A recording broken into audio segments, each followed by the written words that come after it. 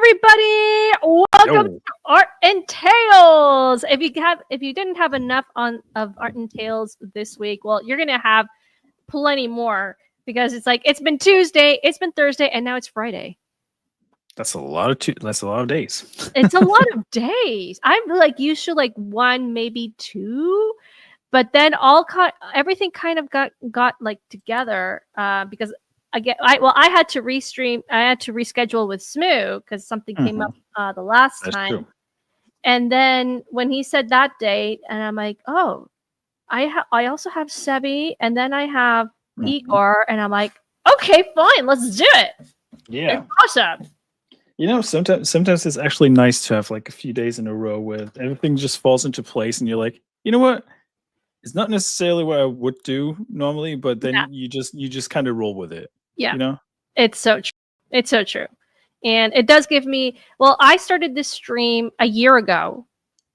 It's been a year. It's been a year. It's been a year, a little bit more than a year. I started in July or June. This specific stream, and it was called Art and Chatting at the time, and then I rebranded it to Art and Tales. I do recall that, yeah. And chatting, because it was just but then I kind of wanted to. I asked the public, "It's would you like to rename it, Art and Tales, so that I can entail." I see what you did there. So I can entail the storytelling, which is also tales. That's why I changed it. And then the public said yes, they liked it, so we rebranded it. It still sounds really nice, Art and Tales. It has a nice ring to it, for sure. Yeah.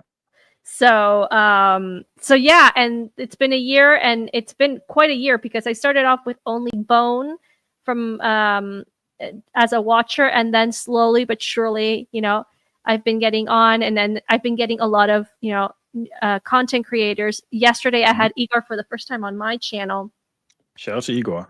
Oh man, that was sick. Whatever he was what he was doing was sick. And then I just stopped drawing, and I was just watching him.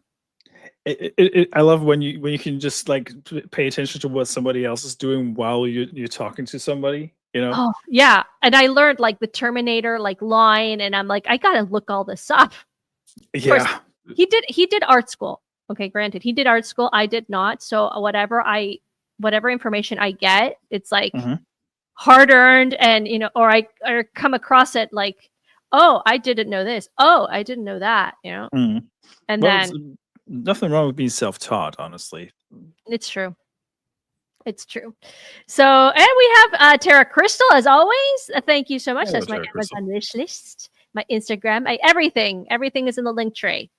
And then we have Logic Spark, Logic, I saw you yesterday. I did see you, but you left right 30 seconds before I ended the stream. You arrived. So talk about timing. Yeah, no. Yeah, but I did see you. Thank you so much for dropping by. It always helps with the algorithm and with the things. Sure does. Sure does. So I'm gonna be working. I finally found what I wanted for my my other bookmark. I'm going to be working on that. I don't know what you are going to be working on tonight. Honestly, I'm actually looking for stuff to do, and I'm just I remember drawing the mountains last time. I need to finish that one, but I think I'll save that for another stream whenever I come back with that.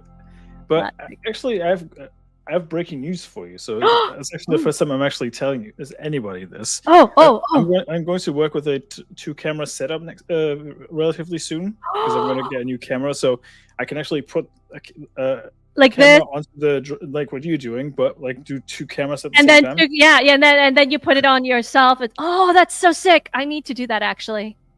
I definitely need to do that. Luckily, the gaming PC has been funded that Tombi has been doing a Gifts and Go for, so it should be there by the end of August. So I'm actually looking forward to starting to work on that. That is so do some cool stuff with it. Yeah, well, I decided to sell my my MacBook Pro that 2012. That it's so the thing is dying. Okay, it's slowly dying. I'm not going to get much out of it, but I'm going to sell that since I already have a Mac Mini because I do digital sculpting sometimes. So for me, Digital sculpting looks so much fun, though. it's so sick. It's so fun. I love it. It's so fun. It's like I'm starting. I have it on hiatus a little bit because it's been crazy these past few months. But I'm doing like the tutorials on donuts. Oh yeah, that's actually not a bad way to start, honestly. Yeah. So it was so fun to do with Blender, Right. and so that's why I decided for a Mac Mini. But now that I have that, I'm gonna sell my MacBook Pro and then just get a PC, just like a regular PC, and that's gonna be for gaming and for any other, like, basically traveling, because I don't do editing. I don't do video editing when I travel. I use docs. I use Excel sheets and maybe something a little bit more, or I read something or watch videos. So I'm not doing like big things on it. I don't need that big. So you don't have to always go crazy with things. I feel like some people need to like learn like walk, because they always want like the biggest, bestest thing, right? Yeah. That's usually how that goes. And I think sometimes you just gotta learn to like be a bit more minimalistic again and just go with less, because it helps with like a lot of things, Yeah. Well, also the fact that I do personally like MacBook, but I don't like iPhones. I am not an iPhone person. I can see that. Yeah, I can see that. iPhones are a different crowd than like Mac users, for the most part. Although you have the convenience of syncing your stuff. Yeah, that's the thing. Yeah, so I have an iPad that I sync with my Mac Mini. Gotcha. But my iPhone, my phone, I prefer an Android. I really prefer Samsung. It's like that's my preferred brand. I've had Nokias. I've had Nokia. That's a name I've known in a while. Yeah. Well, I've had a Nokia. I've had what is this? Sony. And then after that, I got myself a Samsung, and I'm like, this is done deal. I love the Samsung. So, and what I love about Android phones in general is they're so highly customizable. Like, you can customize them so much, so you can make it your own. Exactly. That's why I always feel like Apple has been very restrictive in that sense. Oh yeah.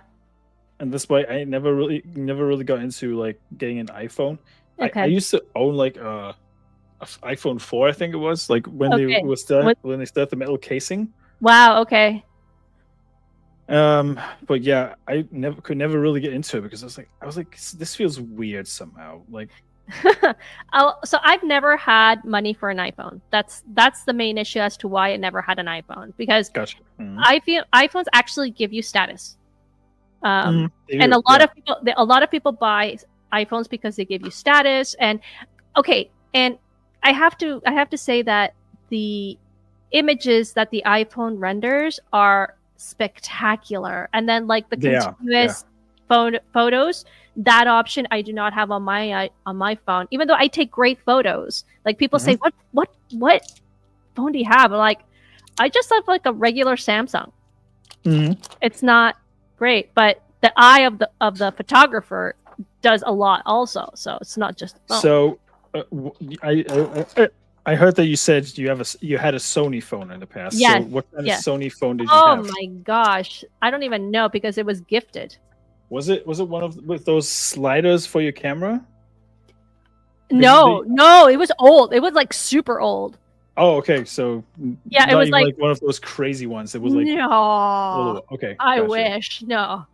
I had hey. Yes, I know. I was gonna say it's like it's Tabitha. I miss my Android, but the convenience of iPhone stopped here. I'm telling you, I understand it. Yeah, but. And now everywhere I went in America, when I went to go see the people for the San Antonio meetup, for example, everybody that I hung out with and that took pictures with me, like 90% of the people I met were iPhone users. Okay. Like, I kid you not, like 90%.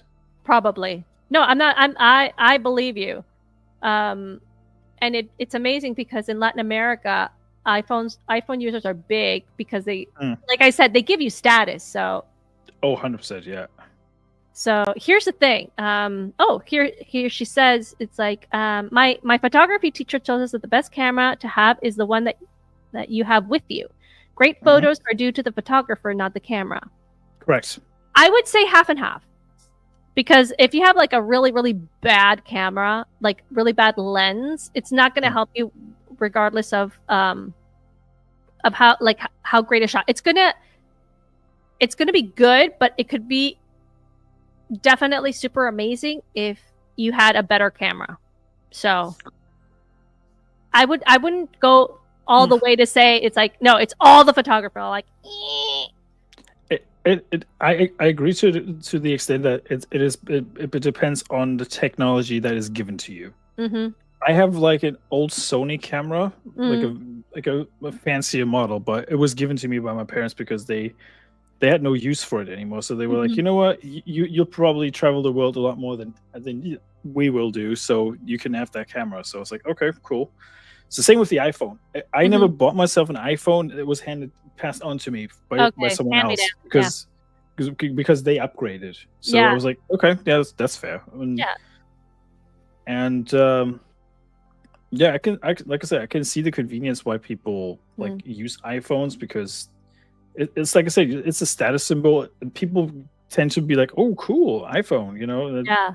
At least that's how it used to be. I don't know how it is nowadays, but so here's a crazy story. I once had a student, and I'm not doing anything, but I once had a student that for her 15th birthday, she forgoed traveling. She forgoed her 15th birthday party, because usually it was or. Some people did but most of the people did or. It's like, or you traveled or you had a party. She said, I don't want either of them. I want the latest iPhone. And I'm like, okay. It's like, cool. That's a choice, I guess. I guess it's your choice. And that was an iPhone 10. Now it's gone. It's like, okay. Wow. iPhone 10. Wow, that's like... Oof. That's old. Exactly. Wait. But I mean, iPhones are like, what do iPhones go for? Go for these days? Like 1,000? Yeah, probably. Like $800-900 or something like that, right? Yeah. So, and says Maria is right. iPhone is a status symbol, at least when I was younger. Now it's just a go-to. And like I said, yeah. So for example, for me, I usually go for Macs in software, Mac Mini, MacBook Pro. But because I have like, I guess it's like my go-to. But in cell phones, no, no, it's just I just don't like it. It's like too exclusive now. Yeah, and the thing is, like, it's sometimes you just got to think of like what's more convenient for you, right? I mean, I get it, because if you already have a Mac and you want to stay exclusively Apple, I get it. But I always thought of an Apple device as being something like a very high-end like device, right? Yeah. I mean, if I still have the first generation iPad in my basement. Oh, really? The first generation. I mean, it probably doesn't work anymore because Apple loves to brick their devices. Yeah, they do like their brick to devices, man. It's so true. Because they slowly roll out updates to make your older devices worse. So you tend to upgrade later on because of it. Yeah, it's a shame that they do that, but you know what? That's just how the way it goes nowadays. No, that's corporate. Because if not, they wouldn't be able to sell anything. I think that's what happened to Nokia, because they made phones that lasted for a longer time. If you think of the 3210 or what it was called, that phone was unbreakable. You could drop it, nothing would happen to it, or the battery would last forever. It's true. That's unheard of these days. No. Nowadays is like no. And anything, and it just breaks. Yep, way too quick, and especially when the warranty is about to end, that's when they brick the most. Yeah, conveniently. It's true. Now, I will say, my father spent a fortune on a film camera and developing film. Now, any phone can have 1,000 pigs. Fair enough. Yeah, it's crazy how tiny technology's gotten. Yeah. If you think of like the suitcase phones that people used to have remember in like the the brick? 80s, The brick. the brick, Yes. because it's funny because I actually played a game that's taking place in the 80s in Japan. Oh yeah, and your Monday retros, right? Not just that. It's a game I'm going to play on stream very soon. It's called Yakuza. Okay. Yakuza 0, and that game takes place in the 80s, and they all have these ridiculous like antenna phones in that game. Oh, There's wow. even one guy who's walking around with the suitcase phones, and I'm like, man, technology has come a long way since then. It's so true. It is insane how much that's gone. I mean, if you look at that, all the functions that you have with your phone nowadays, you have a calculator, you have a phone, you It's have your an computer. internet device. It's a mini computer, yeah. It's a mini computer, yeah. And it's if my parents would have said to me like, hey, you'll have it pretty good in terms of like technology, because we used to have like crazy huge computers, for example. I remember like the old computers of that the government used to have, like being like a giant shelf unit. Yes. And with all these like they look freaking huge, and I was like, there's no way this is real. If you show that to a kid these days, it would blow their mind, like how huge computers used to be. It's true. It's so true.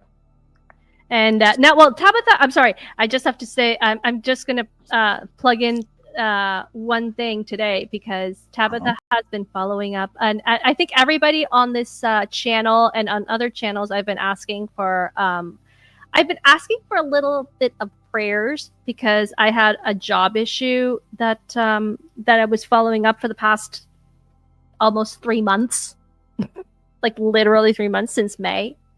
And now I have an update. Oh, I finally have an update, and I have been waiting for Tabitha. Tabitha, you better be in that chat, telling me that you're there. I'm gonna wait until say it. I know you're there. Show yourself. Show yourself here. There she is. Okay, I got the job. Oh, I got the job. Yeah, awesome. I have been hired in a school to be an art teacher. Oh, that's amazing. Teacher. Yeah, it's a full-time job. So I actually went to my boss today, and I told her the opportunity, and they were very happy for me. So I kind of submitted verbally my resignation today. And yes.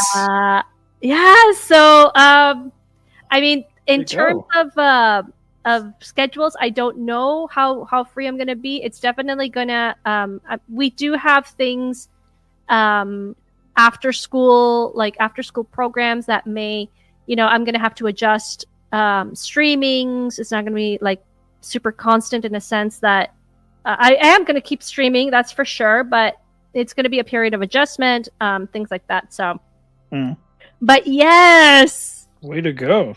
Congrats. Thank you so much. It's like, yeah. So I'm gonna hear you say you're free now for more gaming. Yes, Tabitha. Yeah. I'll try to be free. I do have my after school activities. You know that. I always have them, but I will try to be a little bit more available for streaming, for example. Well, I'm not going to stream in class, but I'll definitely be able to pitch in, like to tune in to you guys when you guys stream in the mornings, things like that. Yeah. So huzzah! Glory! Huzzah! Right on. Yes, he did answer. Like golf. Yes, we're so on Tuesday. Yes. Yeah. And I was thinking, like, should I go nasty now? Because everybody was like, let's go nasty. No, I can't. Nasty. Yeah. Like kicking everybody out and like. I mean, in all fairness, I have to give credit to Tabitha for hosting last week, because she did an excellent job. Oh yeah. Saying that because she's watching, but she really did an excellent job hosting, and making sure that everybody was on board and we're all still good. Yeah. And even with the collision on, we didn't verbally rip our heads off too much. That was insane. That was so awesome. I mean, the bare minimum that I played with was like 4 people. I think it was. Who did I play with? I think it was. No, I think I was watching Nomi play with Sevi, Urudai, and somebody else. Yeah. It was like 4 people. That was the maximum. Wow. That was the absolute maximum that I've seen. But like the amount of people, I've never seen that before. Like, I remember the under par challenge that we did like almost a year ago. Yeah. That was pretty fun. Yeah. That's so cool. No, I had so much fun. It's like, and I tried to be as quiet as possible because other people were like already going to bed and things like that. So thankfully I'm like in the attic. So, but it was really hard to not like scream at you guys because you guys knocking around. It was like, stop it, no? And Moss was just like, it was unconstrained. Yeah, Moss is a good sport though. Yeah, no, awesome. He's so awesome. I mean, I was in the same boat as you, Maria, because when that stream happened, it was like 2 or 3 a.m. in the morning for me. That's what I was thinking. It was like, so it was like, I mean, I got some soundproofing on the wall next to me, so I'm making sure that there's like not too much noise coming out of the apartment. And usually I'm very quiet, like tenant, right? Like trying not to be like too loud or anything like that, but like right now, sometimes it just comes out, you know. No, forget it. No, it was crazy. It was so awesome. And then and this was the most Nomi and I ever played with, and it goes up to 12. 12 people. Ooh, that's Imagine Tommy on that thing. Tommy played a bit once with me and Nomi for my birthday stream last year. Okay. And bless him, he was a good sport about it. But man, the amount of cussing he did, I've never heard him cuss so much in 1 hour. That's how much he was cursing. I was like, "Geez, Louise, man, I've never heard you even scream that much when we play Marvel Rivals." And this is supposed to be a family-friendly game, man.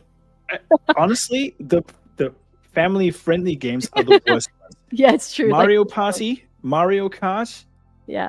That game, they're the worst when it comes to like bringing the worst out of people. It's true. It's kind of like Uno. Yes. Uno is supposed to be a family-friendly game, and it's like it just goes nasty. Oh, Monopoly. Monopoly. Oh man. I had a session with a few friends, like when restrictions for COVID were lifted, so we finally met up again. And I got to say that was one of the longest sessions of Monopoly I've ever played. I think it was going for like 4 hours. Oh man. I was the first one who got knocked out, so I was just sitting there watching everybody else play. I was bored to tears. I was just like playing the banker at that point, so I could just do something while they were playing. But man, that was like 4 hours, and I was like, "This is 4 hours I'm not getting back." That was the thought in my mind when I was actually watching them. But it was amazing. So yeah, in case you're wondering what I'm doing, because I have not. I already said this to Maria before we went live. Actually, I did mention this earlier. I'm going to do a 2-camera setup like Tabitha does sometimes. So I'm actually working on a Donkey Kong.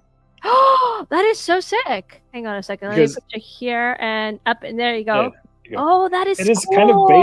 kind of based on the newer model that they made for what was it called? Bonanza, the new game. Yeah. I think it was Bonanza. Yeah. So it's based on that. Oh, that is so nice. That's cool.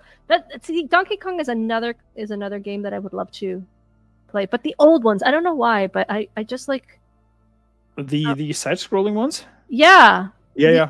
The original, like the OG. Yes. Yeah. I actually had the pleasure of playing the arcade game. No. Oh. Do you remember that one where you have to jump over barrels as Mario? Yes. Yeah. Oh man, that game is a pain in the ass to play.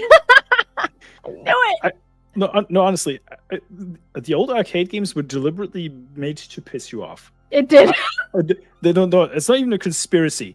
They actually start cheating after a while. It's the same Oh, thing really? with the old school fighting games. They give you like 1 or 2 levels where you're like, oh, okay, this is fine, this is easy, and then they turn it up to 10. No, seriously.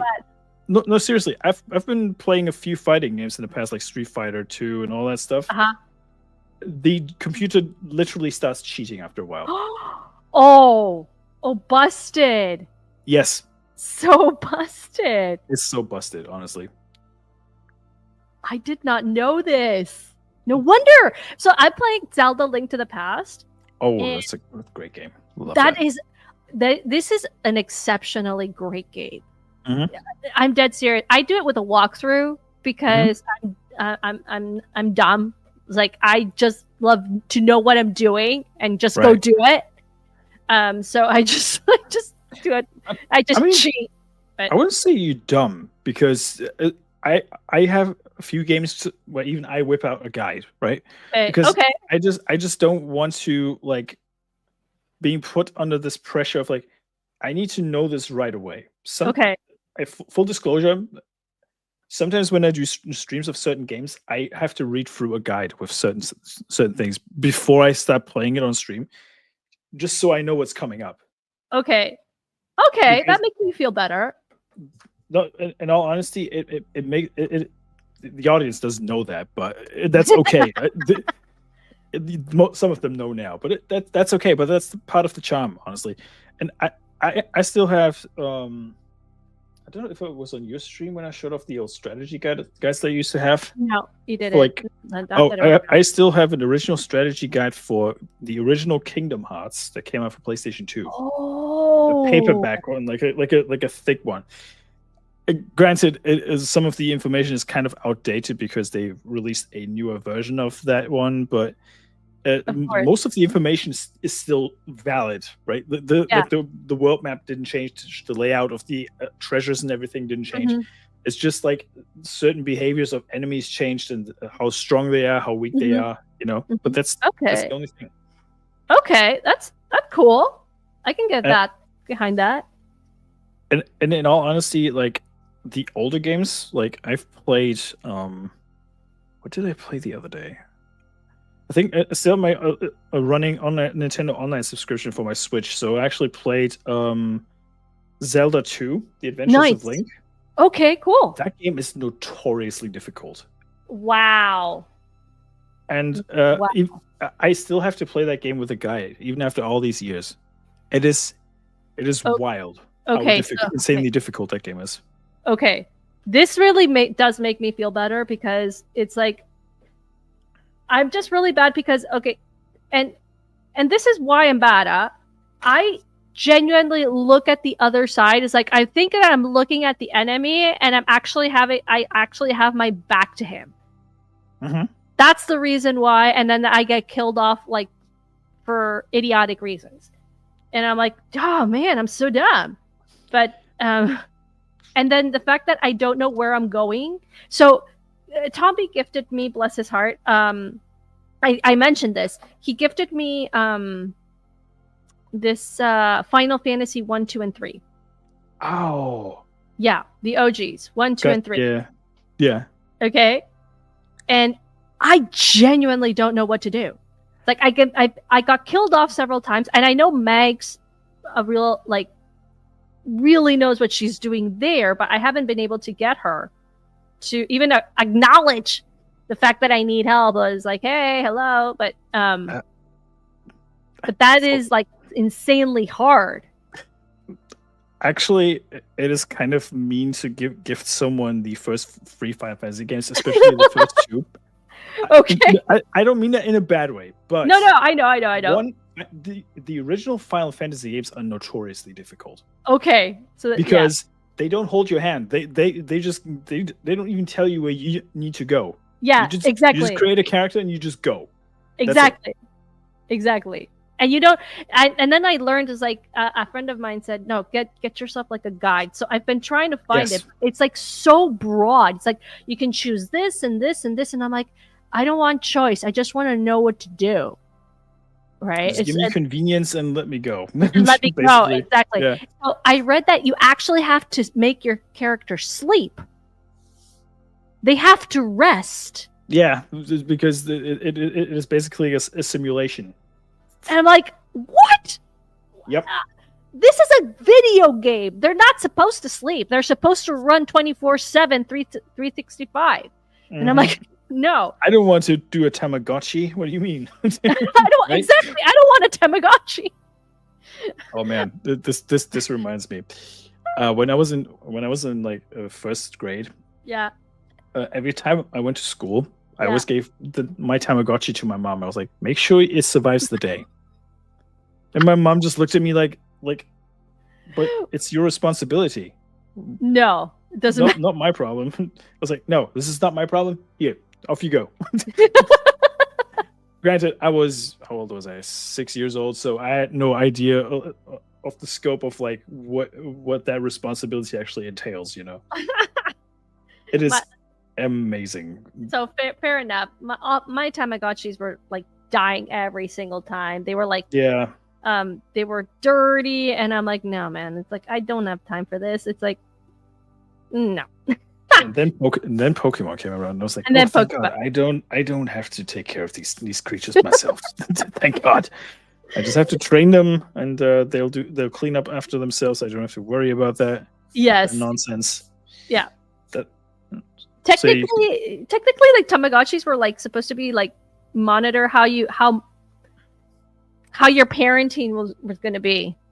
It's like a science experiment almost, right? Yeah.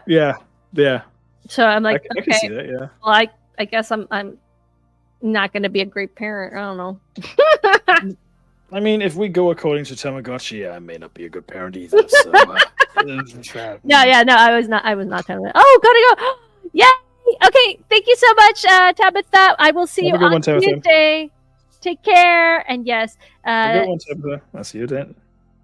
And then Tara Crystal says, Zelda games have always been known for their challenge rate. Okay, fair enough. That is true, yes. They always have Zelda games are very niche when it comes to that kind of stuff. I mean, granted, if you ask the average Nintendo fan, what's your favorite Nintendo game, right? Okay, yeah.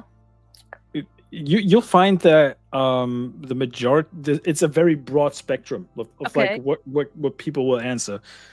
The majority of people that I know have been saying Legend of Zelda, and I was like, okay, so why? Because they're like, yeah, it's this fantasy setting. You go on an adventure, you fight monsters, you go into dungeons, you explore, right? That's the general idea, and I think that's what sells this series so much. Okay, fair enough. And it's so cool. Final Fantasy IX strategy game, man, that's got to be worth something nowadays. Especially considering they don't really re-release, or they haven't done a remake of that game yet. Okay. I have no idea. Anyway, I am up for the challenge of Final Fantasy, don't get me wrong. But I seriously need to know what I'm doing, because that's fair. Yeah. Crazy. I assume these Final Fantasies were your very first ones that you played. Yes. Gotcha. Yes. Yeah. And I told Tommy, it's like, okay, can you give me free games? I said, I didn't even ask for I go first free. It's kind of like my crochet patterns. I always started with the free ones, and then little by little I started to go for the paid ones, because I got better at it, and I wanted this one, and I actually profited off of it. So I'm not going to profit over gaming. Maybe I will if I get monetized, and then I would put some of the money. I would probably get a new game. I don't know. Yeah, just invest in yourself. That's the most important thing. Yeah, but the thing is that I told Tommy, it's like, okay, can you recommend any free games like RGP? And he literally went like this, let me get it, and then he immediately gifted me those 3 games. And I'm like, oh, that's so cool. And then I found out that they're so hard. I'm like, so it is interesting because I think they themselves, Squaresoft, that's what they used to be called. I don't think the developers back then weren't aware of like a difficulty scaling necessarily. Oh, okay. I could see that because like a lot of games from the past have been, well, like, generally speaking, notoriously difficult, and there was like no such thing as accessibility back then. Right? Accessibility. I mean, that's an insult to somebody who's like not necessarily handicapped, but you know, it's I groan every time I hear that word nowadays because just say that you want to want to convenience make it convenient for people to scale the difficulty for other people. It's fine. Just go with that instead of throwing out this nonsense of like, oh, we want to make it more accessible. Yeah, sure. Just say it and then move on. It's no big deal. True. I, for one, was like, I would very much like difficulty scales because since I am like sort of a newbie on the like the gaming part, for me it's like, oh, let's go for easy, and then I'll like little by little I do go, I go harder on myself because I challenge myself, and that's something that actually, video games have helped me amazingly enough. And when I started Zelda, because I'm a person that is like, okay, if I find it too hard, it's like, no, I'm not going to do it. But it was like, no, do it again. Try it again until you build a resistance like to loss, and then you finally win, and it's like so satisfying. Because I tend to give up easily, which is not a good thing either. So would you chalk that up to a confidence issue, or is that just like, what do you reckon is the issue there? That's a very good question. Would it be confidence issues? I don't know. It could be. It could be part of confidence issues in the sense that, oh, it's like I can't do it. I'd rather not be, labeled a fool that I can't do it than, and then I want to wow people. So yeah. But it's kind of weird because, for example, I used to play chess. I was on the chess club, on the chess team. And in chess, you have to start off somewhere, right? It's like, and you lose until you finally start winning. And then for some reason, I lost that ability to like, oh, I lost. No, I have to win. See, it's interesting you bring up chess because I would say video games are similar to chess, a game of chess sometimes. Yeah. In a sense, not like entirely, but it's the same thing when I'm streaming a game for the first time and I have no idea what I'm doing. Like for example, Expedition 33 that I'm playing right now. That I unintentionally, I deliberately played on the hardest difficulty. Okay. Because I wanted to give myself a challenge. Because normally I play games on like normal or easy or whatever, but I was just like, you know what? I want to challenge myself. If I beat this game on a higher difficulty, or even if I just survive one combat encounter, it feels so satisfying to actually beat that game with like a handicap almost. Yeah. How'd it go, by the way? So far, I mean, I've made it to Act 2, so apparently I'm doing fine. Okay, that's great. I mean, the game is not like extremely difficult once you figure out what you're doing, but the timing of certain things that happen in that game, especially in combat, because it is like a rhythm almost, because the enemies have certain patterns in the way they attack and how fast their movement is. Yes. But some enemies are so unpredictable in their movements, so you have to be on your guard and you have to pay close attention. And interestingly enough, the game has sound cues. And oh, really? Yeah. Most of the enemy attacks are kind of telegraphed. So once you figure out the sound cues, it is a lot easier to get through the combat. Okay. And I'm a very, very audible person. I think it was auditive learning was my learning type when I was in school. I actually did like a survey. Yeah. And my teacher was like, "Yeah, you're a very auditive learner. You learn by listening to things." So it is interesting when you adapt that to like other forms of like media, or generally like generally speaking to your life outside of like everything else. And yeah, and my teacher was like, yeah, you're definitely an auditive learner, because I noticed that when I say things and I repeat it often enough, that you have a tendency of like memorizing it a lot better, which is true, because I have this weird gift of remembering the most useless things that people tell me, or the dumbest song lyrics you can imagine, right? Whether or not it's like, look at my horse is amazing, or whatever, right? It's the dumbest things that I remember. But for some reason, you those remember things get it. stuck in my head. They get stuck in my head like immediately. That is so funny. And I was like, why don't I have this thing Uh-huh. for like maths formula, right? Because I am terrible at maths. I mean, granted, I do wing it when it comes to like art. I'll just see. I'll just see how it goes, right? Yeah. No, I'm with you there. No, honestly, I had a straight F in maths. Ow! Ouch! Straight F. I even had like I had somebody who tutored me, helped me learn and everything like that. But every time I came to a maths exam, I always forgot whatever happened after that. Ouch! That's so yeah, painful. Let me just say hello to Hola muchacha, hola Freddy. ¿Qué tal? Freddy, hey, how's it going? Good to see you. Good to see you. Good to see you, man. And Derek also says the first rule of chess club is you don't talk about chess club. Facts. That's so true. And it's JM the Elite Fan. Hello there. Okay. Thank you much for dropping by. Great to see you too. Math is why I never pursued further my education. Funny little tidbit about that. I actually applied for a job as a hospital nurse, right before I actually started my career as a nurse, and the head of that nursing school was kind of saying through the grapevine that I'm actually too stupid to be a nurse. No, because of my maths grade. I was like, what does maths have to do with taking care of people? Oh, that.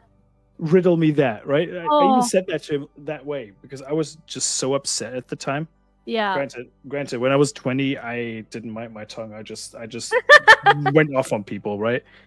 Nowadays, I'm like, maybe I shouldn't have done that. But yeah, I did. But yeah, he was indirectly saying to me, like, yeah, so Smu, you're too dumb to become a nurse. Huh. I'm so right, because I am actually a nurse now, so suck it. Take that, man. Take that. Yeah, and honestly, it didn't help that my confidence was. I had like self-esteem issues when I was in my 20s, so every time I had like a knockback like that or something bad happened, it always threw me off. Like I used to believe like a lot of things that even my teachers told me. That's why I keep stressing to parents whenever your kid tells you that a teacher has said something to them. Yeah. Make sure you give your kids a little bit of a boost of confidence again after that, because sometimes kids don't take things too well. I'm not saying like you should like say like, oh, maybe the teacher's wrong or anything like that, but maybe give your kid a little bit of a perspective of like maybe you can take that as a learning experience and perhaps reevaluate how you do things. Mm-hmm. Yeah, I took things too personally, and I still do, but I am kind of learning, and that is a confidence issue, which I've always had a confidence issue anyway. The fact that this is not something that I disclose too much. It's not a secret, but I don't disclose it because like. So I was highly bullied when I was a kid. Me too. And it was mainly because I was very naive, super naive. Okay. So I believed everybody what every said, and I still do. I still do take like people people's words when they say, "Oh, yeah, we're going to do this," and I actually I believe them, and sometimes I shouldn't. But but then I learned how to grow out of that very easily. It's like, oh, he didn't keep his word.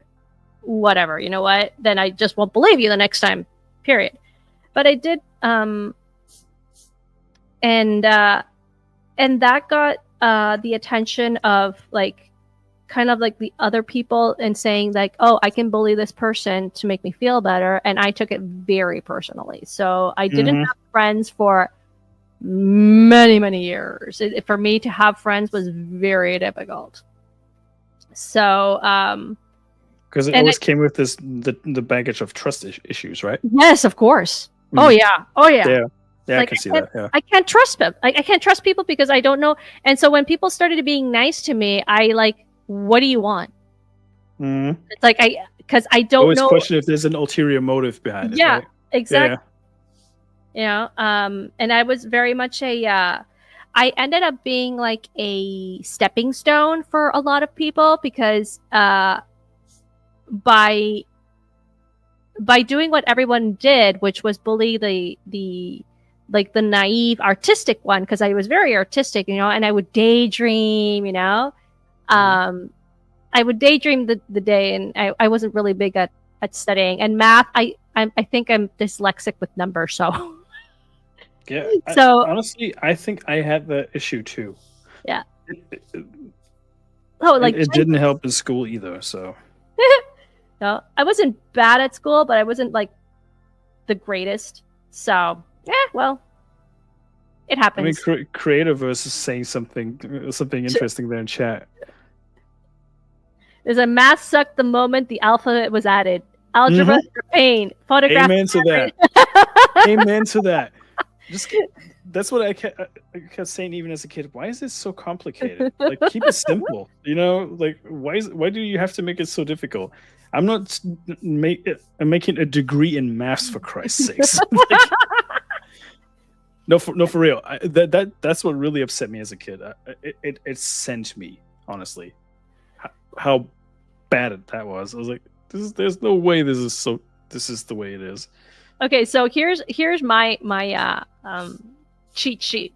I went to school here in Canada, elementary school, and in that time it was the 90s. Yes, it was the 90s. And I got this from another teacher, a retired teacher who taught in that time. She's like, oh yeah, the ministry was, you breathe, you pass. It was an automatic pass to the next year. Because I asked my dad, I was like, Dad, later on, he's like, do you remember me doing any exams, any homework? It's like, I genuinely don't remember. And he's like, nope, we never saw it. We never saw anything of it.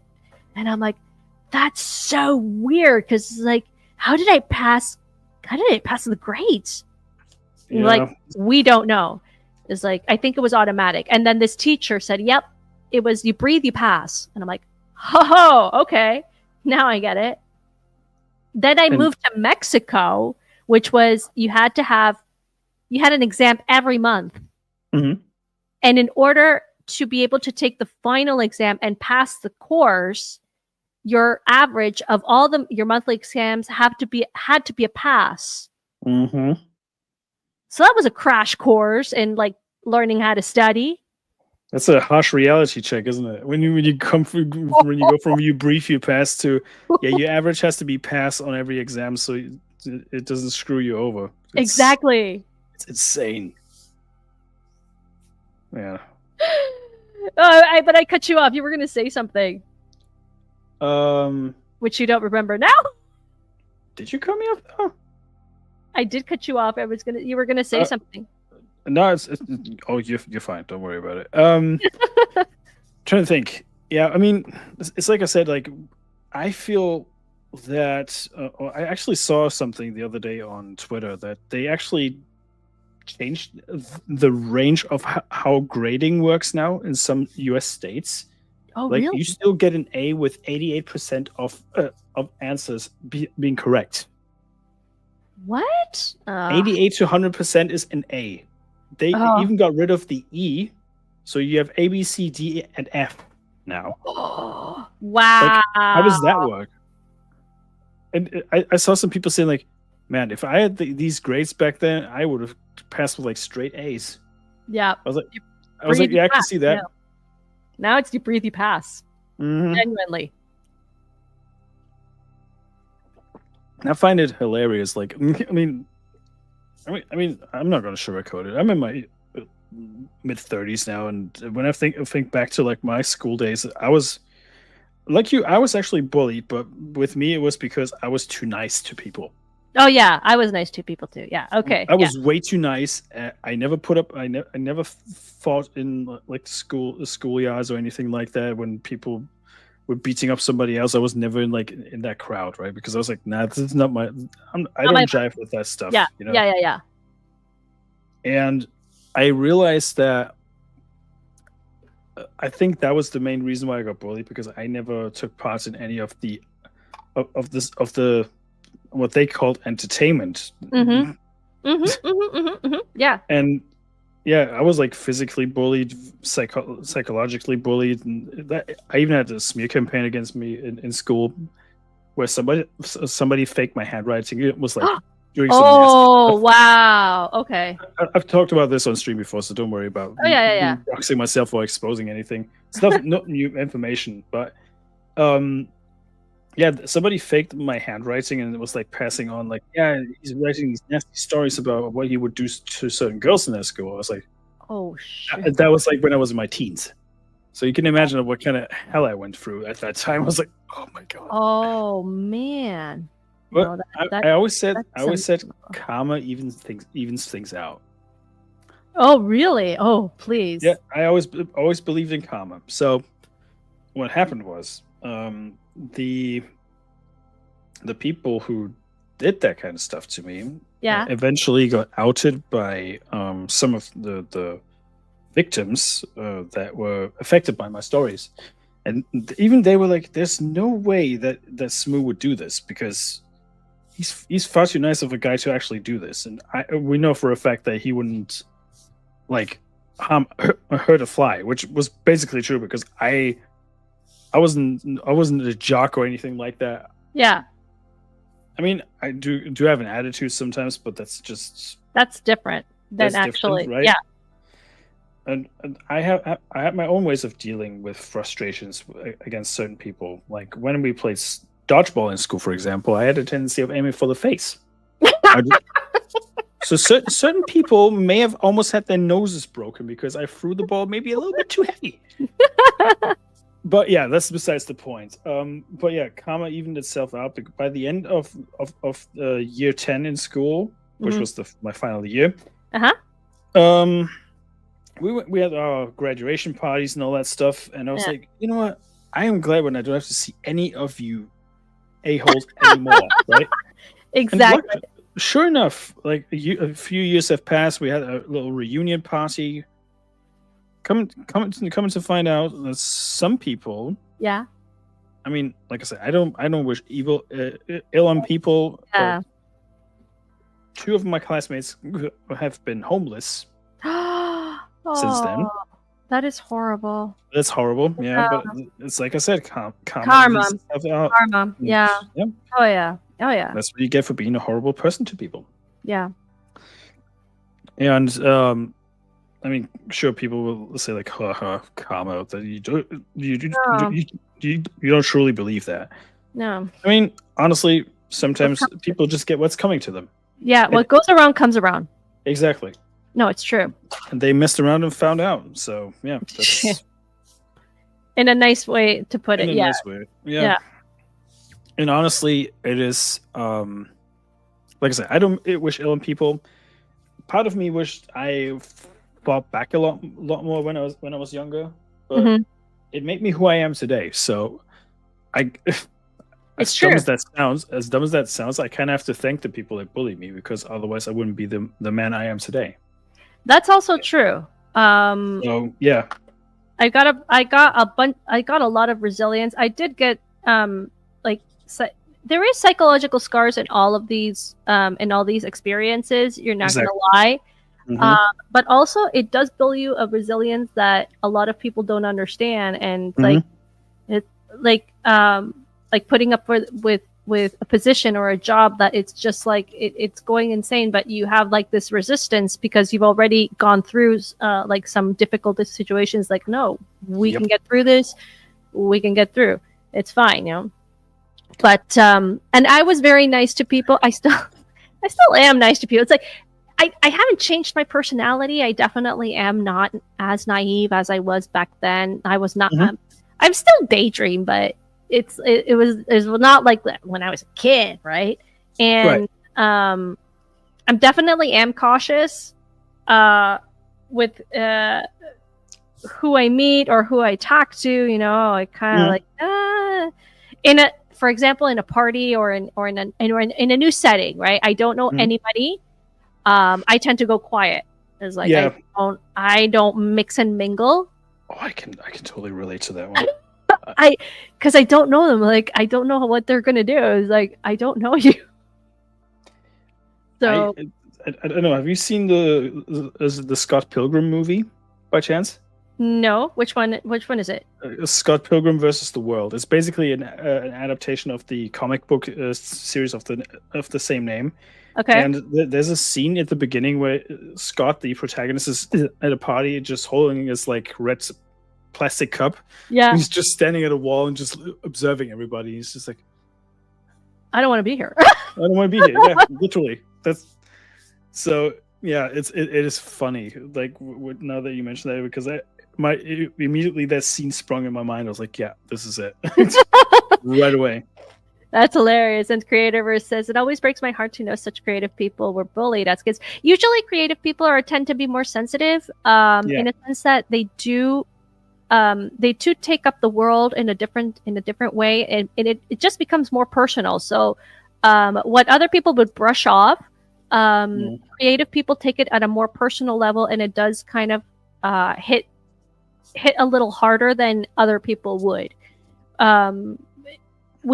The thing is that as adults, well, I'm a teacher, and when I encounter these things, what I try to do is I try to let the person or the kid navigate and teach them that, you know, you have to learn how to navigate through that. But I don't take away, I can't take away the pain that's going to happen.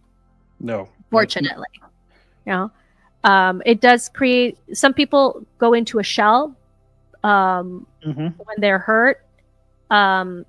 Cold shoulders are it's a natural defense system, because you've been hurt so much that you don't want to be hurt anymore. So you just create defenses that sometimes it's very difficult to take down, even as an adult. But you still have to strive and still create. Well, you know what?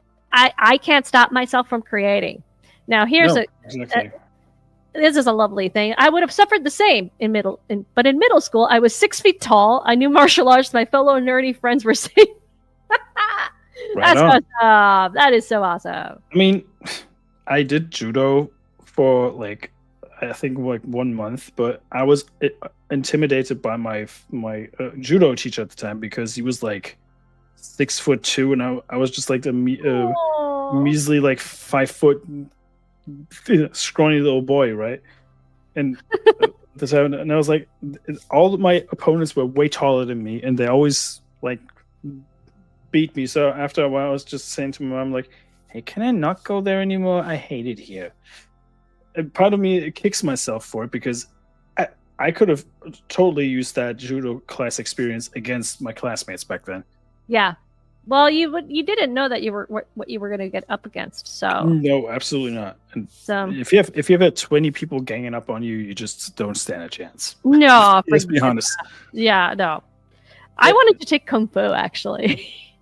Honestly, now that I'm thinking about it, if I ever have kids, I definitely want to teach them some sort of martial arts. Doesn't have to be like anything crazy or anything. Yeah. But at least so they're able to defend themselves. That's awesome. That's cool. Yeah, I can get that. because I don't want them to go through the trauma that I went through. No, I wouldn't wish this trauma to any kid. Granted, I would stress to my kids that it's only there for self-defense. It's not Yes. just for lulz and giggles, you know. And you're not supposed to use it. You're only for self-defense, and it's not supposed to be used like to hurt people in an active way. You're not attacking. Correct. So, but because it also boils down to the fact that I never had siblings. I think if I had siblings, I probably would have had a little more thicker skin. Okay.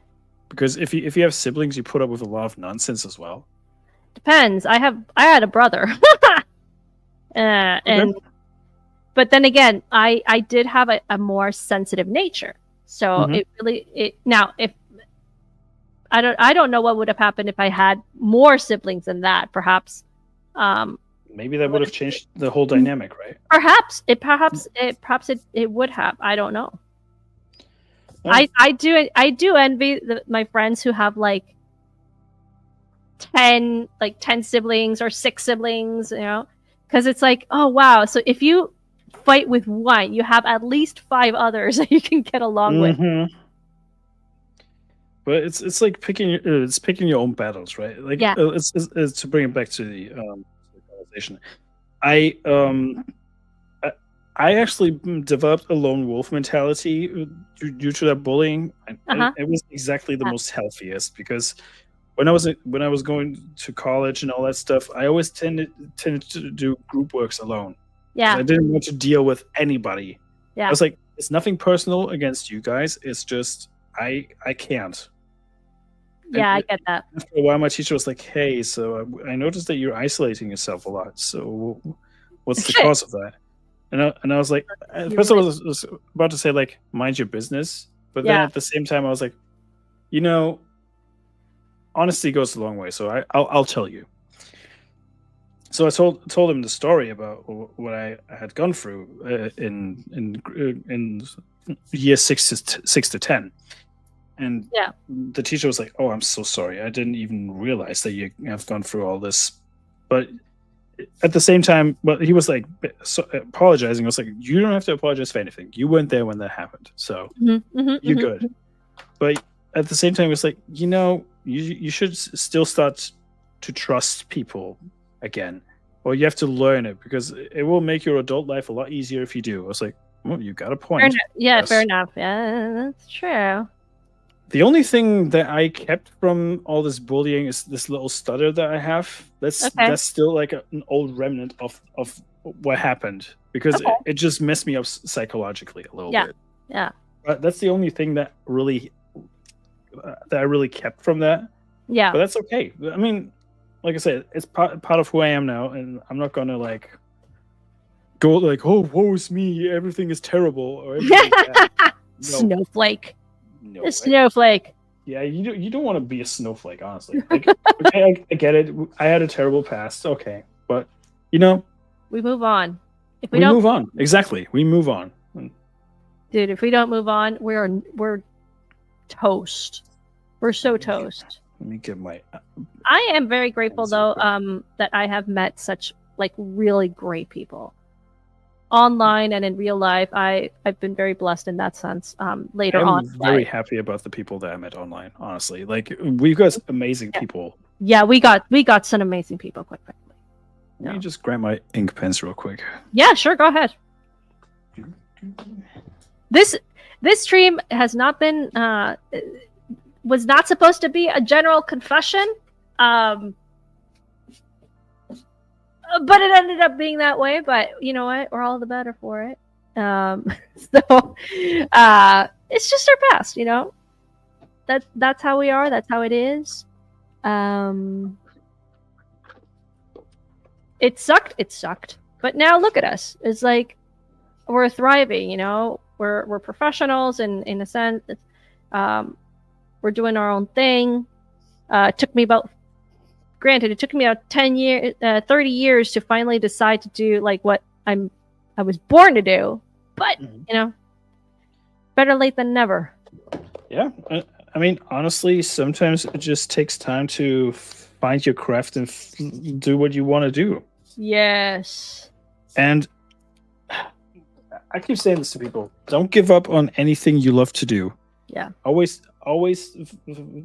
strive to do something you love doing, even if it's just like a minutiae thing, like doing like some chores or whatever. Don't give up doing those things, because it helps you keep a sane mind. Yeah.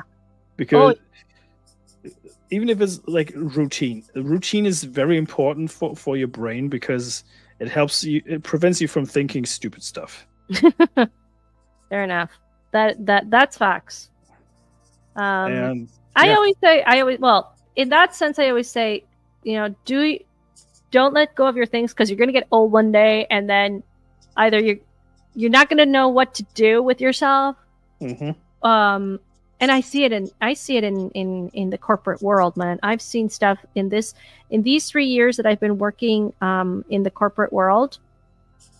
It's like I've seen people age, and they've only lived for work, and they don't know what to do with themselves now. It's like if they don't come to work, it's like they lose purpose. They lose purpose, right? Yeah. I was like, dude, you should be retired. And some people just don't know when to quit because it's the only thing that defines them. Yeah. And don't get me wrong, not doing anything is not right as well. But if you only isolate yourself to work at only that, because you don't have a family now to sustain, it's like, in a sense that don't give up your work, but just like ease off. Yep. Like ease off. You're not 20 anymore. Just ease off. Obviously your work hours are going to be, reduced, and it's fine. It's going to take time to adapt. Yes. But I think it's like for the better that, just take it easy. Work is not everything. You got other things that you can do. Correct. People and don't let that define you either. Exactly. And have hobbies for your old age, gardening, like typical, and that's not a bad thing. Oh, I want to be original. It's like, forget that. It's like everybody does gardening. Everybody does like different things. Like there's nothing wrong with that. It is nice to have a hobby. I keep saying this even after like a stressful week at work. I've worked 11 days straight before the day before yesterday. Wow. I even said to my coworkers, like, I don't want to hear a squat from you.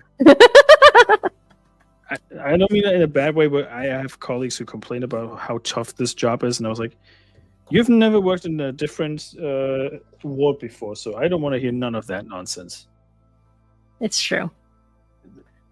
When Tara Crystal says, I watch streamers. Well, there's nothing to say about Tara Crystal. Honestly, it is actually a nice thing to have like a familiar voice in the background. I do that every single day. Like even when I'm not doing anything, I just have something in the background so I can distract myself with like other things. But I have other streamers running in the background just so I have something to listen to. And we have so many amazing creative people in our circles, and I think it's good to support them in a way, even though you're just passively listening sometimes.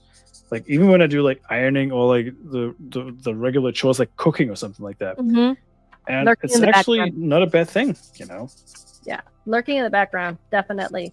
When I work, when I'm doing either like something artistic, I also like to have either music because it does inspire me, or I like to have these like streamers like Tomby or you or Tabitha, just working, sitting in the background, because it's like, what? Apart from giving you guys the watch hours, it just like calms me in a sense that they're there and I can interact sometimes, and if not, it's just I feel accompanied. Yeah. I mean, today, there was a comment today on the stream that I did today, who said that Yeah, I'm here because I like you as a person. You're very entertaining at what you're doing. The weird thing is, I have this imposter syndrome in me. Sometimes Oh yeah, I believe we everybody actually does. spoke about No, that I last time as well. And it's like I have this weird imposter syndrome where I think I don't deserve the attention that I get sometimes. Yeah. It is strange in a way because I am a relatively small in air quotes channel still, Yeah, of course. but yeah, if I have like 8 or 10 people watching, I'm more than grateful for that because it shows me that I seem to be doing something right. Yeah, In it's a true. way, you know. Hang on a second. I need my... Dreams save us. They lift us up and transform us. Yeah, that's a good Superman quote, actually. Yeah. Ahoy there! Look at it! Hey, Megatron. Hey, what's up? Man? It's Sunny and Brave Megatron coming back from a hard day's work, probably. Because because he's been busy. Oh man, he's been busy because I did invite him to a stream, and he's like, oh well, you know what, I'm working right now, and I'm like, that's great, you know, just don't tell me now that I didn't invite you to the stream. So I need to pick your brain on something since you mentioned Legend of Zelda earlier. Yes. So what do you like about the game, and what don't you like about the game? Okay. I like about the game the graphics. First of all, I have to say I love the graphics. It's like so 90s. I don't know. So apart from that, actually, it's not very intuitive to say. I guess, but it's not extremely hard either.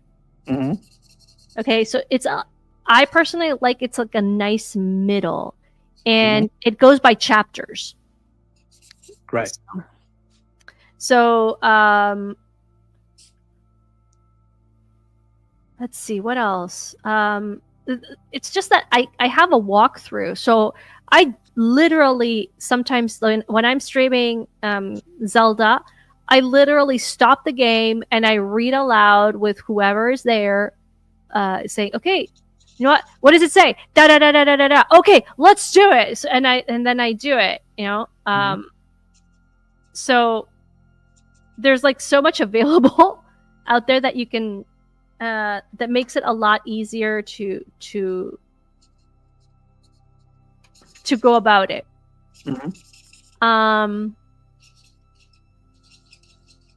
Let's see what else. Also, what I love about it, because of the graphics, it's not overwhelming. It's not a sensory overload like some modern games are, right? Exactly. For me, the new modern games are just like a big explosion of overload, like sensory overload, like you mentioned it, because I don't know where to look. I don't know where to go. There's like way too much input that I personally can't focus. So I run into that problem when I'm playing Final Fantasy 14 because there's so much stuff happening on screen. Yeah. Because of all like the particles, and it's an MMO, so it's a massively online multiplayer game, right? Because it's like you interact with other humans that play with you, and all the stuff they throw onto screen is an attack or an ability that they use, right? And I find myself, even after like playing it for almost 2 years at this point, that I get overwhelmed by all the magic effects on screen that you just can't see. Yes. Stuff on screen. Yes. And that's why I had to reduce certain effects on my end, just so I can actually keep up with what's going on here. Yeah. No, I can't do it. I'm sorry. There's just way too much going on. I'm like, oh, I don't know where to look. And it's Nerd Takes. What's up? Thank you so much for dropping by. We're talking about. We started off with video games. We went around a little bit. You know, we went on a tangent. we totally went on a tangent. And then we're back to video games. So, which is great.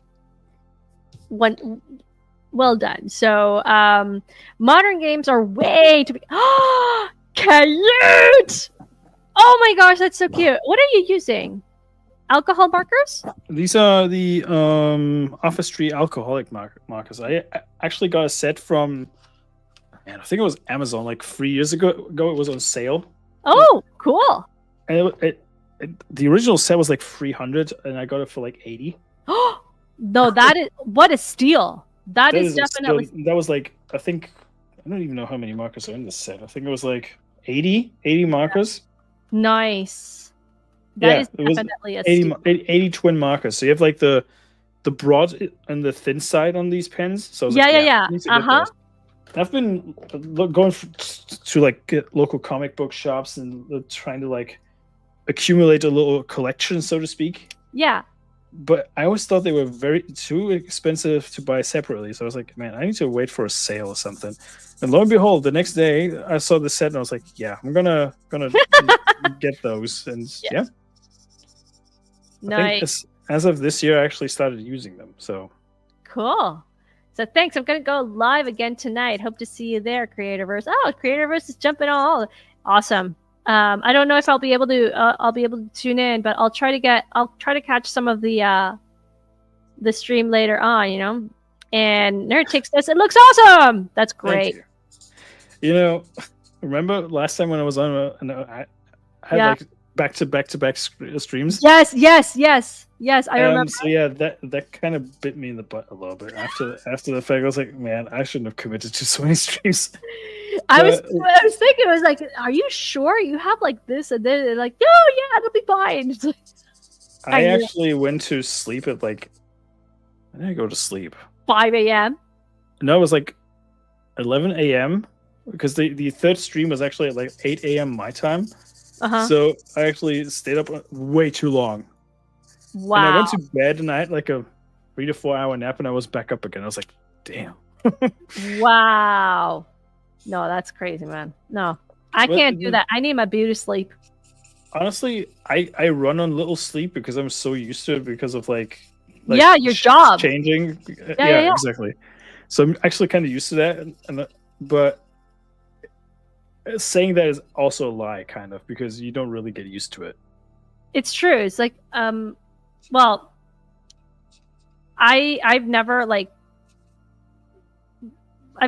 hung out with nurses at all because I didn't have any, but I have read a lot of books, like novels with nurses, and they're like, no, there's a night shift, now there's a day shift, and I'm like, wait a minute, it's like, and like every 2 weeks they change or something.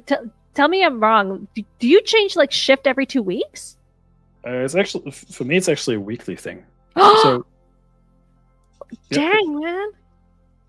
That's why I don't really have a sleep pattern. That's why I always joke, like, I don't really sleep. And people have been picking up on that, and they were like, yeah, you don't sleep. You're literally everywhere.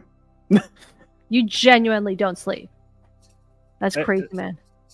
I mean, I had a decent amount of sleep just today. I went to bed at, man, when did I go to bed? I think I went to sleep at like 11 p.m. yesterday. Yeah. Okay. And I slept all the way until 11 a.m. Nice. 12 hours. Okay, good. Then I got woken up by some drilling outside because they're actually laying down fiber optic cables finally in my street. Okay. Thank God for that. And yeah, once they stopped, I actually laid down for another 2 hours. So I got a solid 13 hours. Nice. Oh, I'm so happy. That brings joy to my heart. Actually, so, as you can see, look a lot more refreshed compared to like last time when I looked like I was just literally walking dead.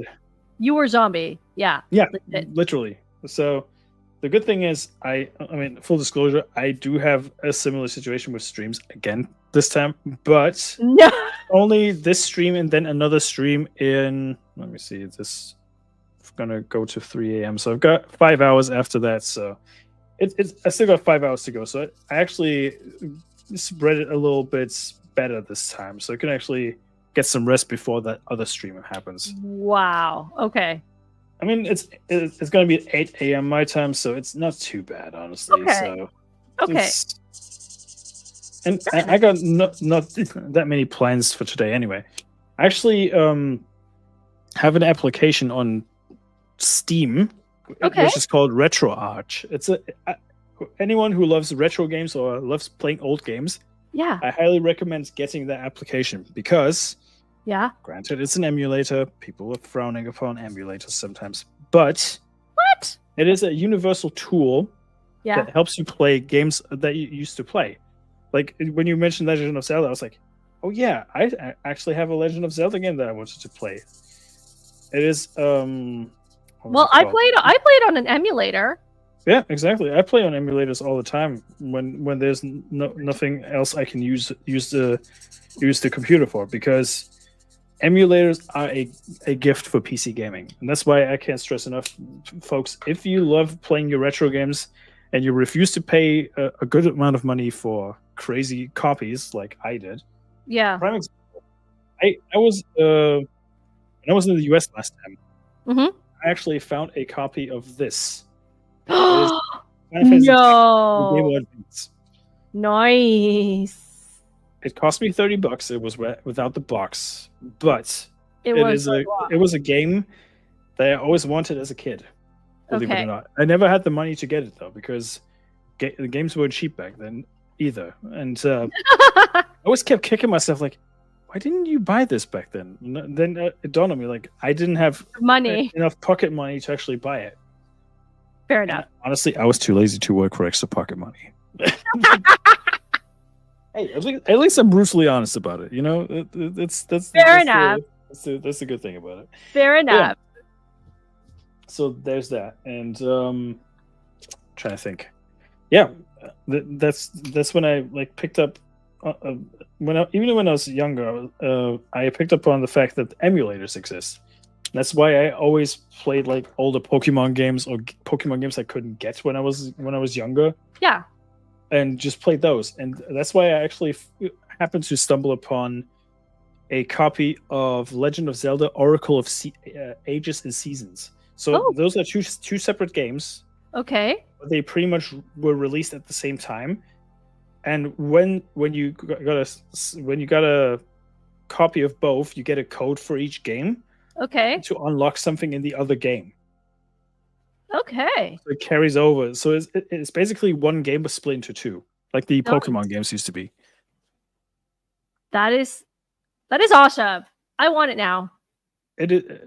I'll send you a link later on. Sure. So you can check it out. It's one of those 2D Zelda games, like the old school games. Yeah. Where you walk from screen to screen. Yeah, that's Legend of Zelda: Link to the Past. Pretty much, yeah. That's the same principle.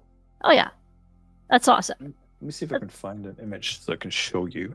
I'll cut up with the chat here. I got a few days off, and I'll be streaming the whole time. Awesome, that's awesome. So, what about streaming that leaves everyone sleeping more exhausted? What is it about streaming that leaves everyone sleeping more exhausting and weightlifting? Because it's stressful. It's actually it's almost like a job. It is a job. There's like streaming. It's a performance. You're putting on a performance to people. Yep. So, the original superhero RPG is a lot better than the remake that was released several months ago on Switch. Super Nintendo. Really? Nintendo. Yep.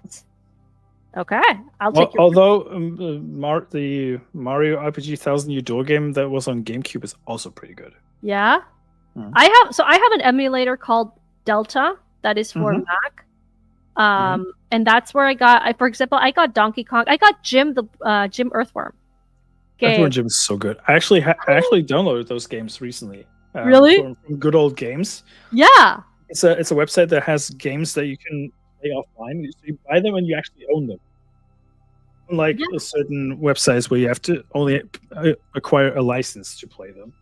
Yeah, well, I got my my emulate my place where I download emulated games. So I have Earthworm Jim, and then I got Spider-Man. I did have, and I have Legend of Zelda Mask, something of a Majora's Mask. Majora's Mask. Majora's Mask, and I wanted Twilight. Twilight Princess? Yes. Oh yeah, Twilight Princess is so good. See, I wanted that one, but I can't get it to work yet, so I still have to figure out how I can get it. But apart from that, it's like, oh my gosh, these games are so good and they're free. That's so here's an official artwork of Oracle of Ages and Seasons. All right, let's go. Let's do it. Here it is. So this is Oracle of Ages, and this is Seasons. And both games work with certain mechanics. Like Oracle of Ages works with time, so you do time travel in that. And in Oracle of Seasons, you get I think of the Wand of Seasons, so you can change seasons in the overworld. That is so sick. I want this. I want this game. These are Game Boy Color games, so you can probably get them pretty easily. I would assume. Nice. Let me see. Yeah. And they are on the Nintendo Switch, Nintendo Online service, but honestly, get an emulator. It's a lot cheaper. It is cheaper. And these games are a ton of fun. And funnily enough, they weren't developed by Nintendo themselves. They were actually done by Capcom. Oh, really? They actually got the license or the okay from Nintendo to do these games. But they're pretty faithful to like the original Zelda games. Okay. Oh no, Stunning and Brave Mayo trying to start it off with his dad jokes. Why does Jupiter never get invited to the Milky Way? Oh my gosh. With the other planets. Oh my gosh. Do you really want to know the answer? Because Jupiter's too gassy? Yes. Dad joke. Such an epic find. Emulators are cool, but physical is always king. Yeah, I know that. But if you can't get it like me, honestly, I'm poor. I'm actually glad when I can afford a physical copy of a game nowadays. If you're poor, I'm like starving. So, like poor in the sense of like retro games are way too expensive for me. I can't purchase a game like easily because I have to think of every dime that I spend. Well, to be fair, the Canadian dollar is not doing so great either. So yeah. Man. I follow a Canadian channel called Melee Games. Okay. They're a couple, Melee Charisma and James. And they're such an energetic one. They're Canadian, and sometimes they bring up the prices for games, and they're like, Canadian? Oh my god! Like this like $160 Canadian. I'm like, oh my gosh! Like, yeah, no, it's crazy. No, right now we are officially in recession. They finally said it. Is like, dude, you could have told us like a long time ago, and we would have not batted an eyebrow, like an eyelash. It's like, yeah, we're. I love when politicians are like, no, we're not in a recession. What do you mean? Yeah, no, it's like. Then after the fact, they're like, no, actually we are. And then the people are like, see, we told you. Told you so. Okay, so I'm liking what I'm doing. This is a commission that I got months ago of 2 characters. This one is called Vin, and I based her off 2 images that I found online. The top part is I'm copying from another artist, changing it a little bit, and then the bottom part is my own, which I found a reference photo. So this is Vin. I like her. I like how she is, and I'm going to keep her that way. And this is Kelsier, and I still have to. Are those like OC characters? Like, are these based on like an anime or something? No, so this is based on a book called Mistborn, and the chat has heard me like several times already. Have you heard of it? Mistborn? Doesn't ring a bell. Doesn't ring a bell. Okay, it's Brandon Sanderson. Okay, gotcha. Brandon Sanderson at his best. I love Brandon Sanderson. I used to love him. Now I don't. So yeah. Yeah, no, he just went too crazy. Yeah, he went too wild with his last book, and I'm like, dude. And actually, he has been going a little bit wild and like very political, in his most recent book. So I'm like, dude, I don't have time for this. Well, unlike George R. R. Martin, he actually finishes his books. So. It's true. You've been saying that Brandon Sanderson should take over Game of Thrones from him. I was like, I'm a bit iffy on that one. I was like, yeah, no, don't. Please don't. I mean, he did take over Wheel of Time, and apparently he did an amazing job. Wheel of Time is pretty good. The run that he had was pretty good. Yeah, but I wouldn't. No, I wouldn't put him in Game of Thrones. I don't know. Anyway, so this is one of the characters. I'm doing this for a commission for a colleague in the office who said, "Can you do me a bookmark of Vin and Kelsier, my two favorite characters?" And I'm like, "Sure." And he's like, "You have creative freedom. Do whatever you want." And I'm like, "Okay, let's do it." So, I'm just really bad at faces. So this is why Kelsier does not have a face. And actually, this one here is based on one of the characters that I have right now. Hang on a second. Let me, I'll pull it up for you so that you can see. But I have to zoom out, present, share screen, window, share. So that looks rad, actually. That looks really rad. So I did her like this part here. And then the other part, it does look kind of the same on this here, but it's not exactly the same because, hang on a second, let me get this out, remove, and I will show you the other one. Stop sharing screen, share screen, window, this one here. So you can see that, yeah, so I did this part here down on my, and then I changed it up here. So it's kind of like my own, you could say. She looks a bit like Sue Storm. It's true. Illustration. It's like anime Sue Storm or something. Yeah, it's true. But you know, sometimes it's not bad to have a reference because I find myself struggling with like dynamic poses. Oh my gosh, you have no idea. Oh, that is so cute. That is so cute. That is sick. I forgot to draw Pauline, the little girl that's actually with him, because this is like the newer Donkey Kong. But I'm like, you know what? I'll just stick with Donkey Kong. That's fine. That's fine. Oh my gosh, it's 9:04 on my end. That's let me just. I think last time we went to like 2 hours, right? Yeah, we went for 2 hours. I'm okay with going 2 hours again if you want to. No, it's up to you. Let me just pull up on the screen here. I recently sent Kristen Nova a bunch of old games I had in storage, all sealed, and a couple of GBA, a Wii U, and 3DS. Then I gave her my used GameCube. Oh, that's nice of you. No, physical media takes up too much room. It's why I got rid of my games. Fair enough. It's a shame because physical media is such an important thing nowadays, especially with like gaming companies going out of their way saying like, yeah, if we kill support for this game, you have to destroy every copy that you own in your library. And I'm like, no, I don't. They're mine. No, they're mine. Leave me alone. Leave me alone. Okay, fair enough. No, I was blessed to find a box of 200 Nintendo and PlayStation game on eBay for $50. Oh, whoa! What?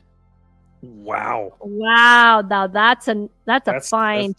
That's a bargain, man. That's like $4 a game. That's a steal. Definitely. That's a steal. So yeah, funnily enough, that Zelda these two Zelda games I brought up, they were originally supposed to be a trilogy. Oh, okay.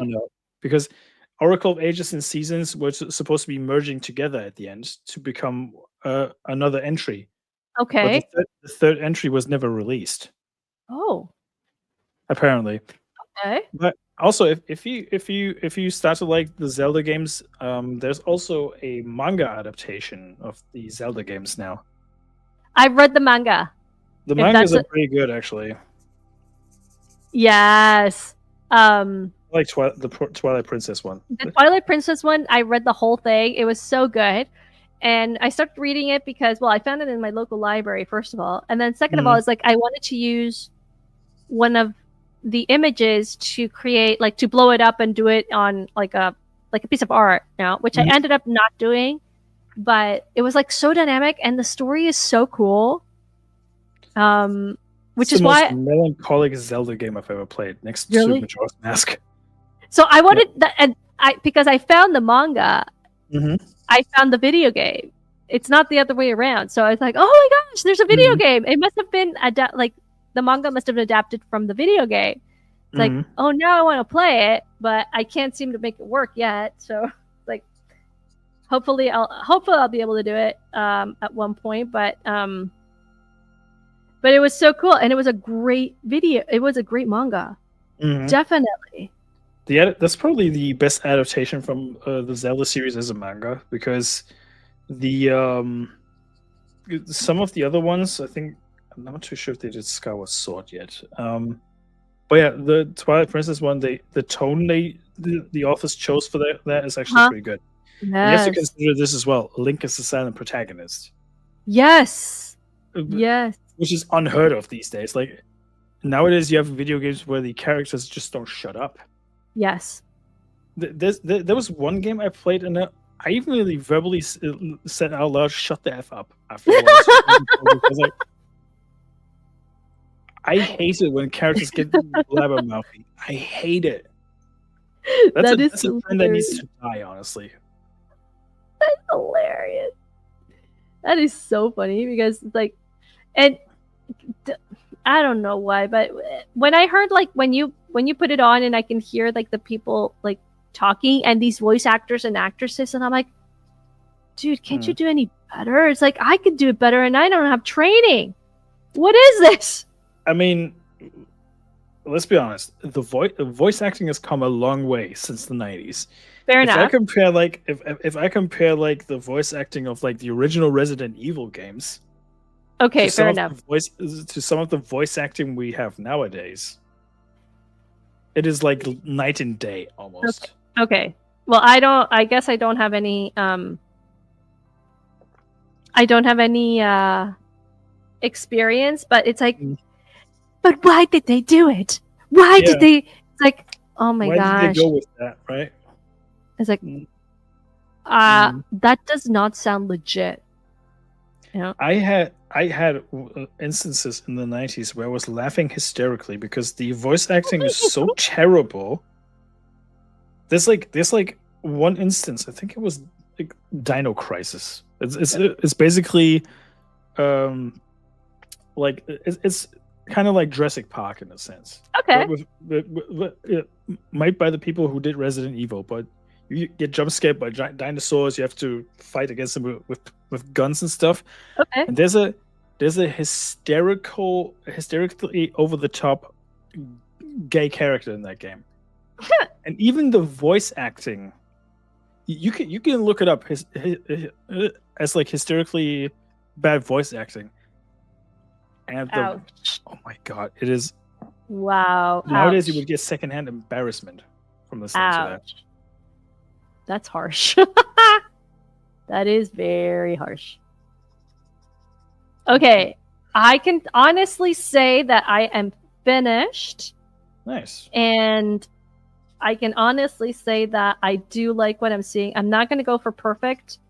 Apart from the fact that I do use my own like mantra saying it doesn't have to be perfect. It doesn't have to be perfect. No, see, that's what I like about your approach to art, Maria, because people stress themselves to be constantly perfect, right? Yes. I think that's what ruins a lot of hobbies for people, because they just constantly want to be perfect. It is okay to do mistakes every once in a while. It's true. Now, don't get me wrong. I tend to be a perfectionist, and this is like my struggle to be. It doesn't have to be perfect. It doesn't have to be. And besides, I am learning the hard way, but I am learning that what you probably see as an imperfection, some people don't see it that way, and they genuinely like what you do. Sometimes I get input from people who have know nothing about art, and they'll just say like, "Hey, what can I improve on this picture? In your opinion?" Yeah. Do I take the feedback as a consideration? Sometimes, yeah. Sometimes I don't. But that's okay. I'm just like asking, genuinely asking people, like, how do you feel about this piece? Do you think it could be improved upon? Mm-hmm. Is there something else? Right? Yeah, yeah. I mean, granted, this is far from a perfect Donkey Kong, but you know what? It's an interpretation that works. But here's the thing: you see the process of how it's created, and people are like, people don't see that. So Yeah. whatever they see, like the end product, usually they're gonna like it, like a lot. So yeah. See, like for example, I actually did a portrait of Sevi, and I actually sent it to her, and she actually got it just recently. Sadly, the frame broke in transport, so that was a bit of a shame. But she loved that image. She really did. See, so and it's like, and you think like, it's not my best, but it's like, no, this is really good. So, and what Sunny says, yeah, perfection, yeah, is a lie. So exactly, yeah. I think, I mean, granted, it is good to strive for a good outcome, but it's not the be all end all. Yeah, it's true. So you will know when you like it and doesn't need improvement. You see, that's the thing. I can always see. It doesn't have to be perfect. And then you got to learn how to let go. Yes. You got to learn. That's the challenge. Learn to let go and actually just like roll with it. Exactly. So it's Donkey Kong and it's bananas. Bananas. Yes. You got Sevi? Oh, I got to see Sevi. Do you have a picture of Sevi there? Let me see if I can. I think I posted on Twitter, but let me see if I can find the link for it. I need to see this. And honestly, that image took me a couple of times to actually get right. Oh, yeah, there it is. Let me see. Let's see. No, that's not the one. There you go. Let me open a new tab. I should have scanned this, honestly, but it's okay. I'll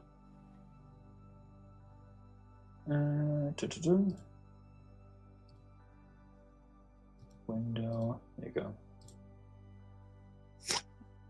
There it is. Oh, that is so cute. I did that with pencils and some like ink pens. Wow, you really captured her. Like you captured her like her look. Mm-hmm. And like I said, that took me probably 6 attempts just to get the face right. Wow. No, kudos to you, man. That is amazing. I have big problems with portraits, so. I mean, it's one thing of like, you know, drawing things for people, because I do this just as a therapeutic thing for myself, so I can like just forget about the rest of my day and just like relax, you know? Yeah. And it is such a relief to just do something that you can just do at your own time. And when you see the reaction of the people who actually get the image gifted to them, it is so refreshing. It's so beautiful, isn't it? Yeah, it's so good. I'm trying to find. Okay. There's a banana. I was like, what does a banana look like again? Oh, you sure you don't need to sleep with that reaction? Like, no, I'm fine. I'm just sometimes I have the silliest of thoughts, and I'm like, yeah. What does a banana look like? I mean, Donkey Kong bananas look slightly different to the ones you find in actual life. So okay, fair enough. So that's why I'm like, what does a banana look like? That's a funny quote.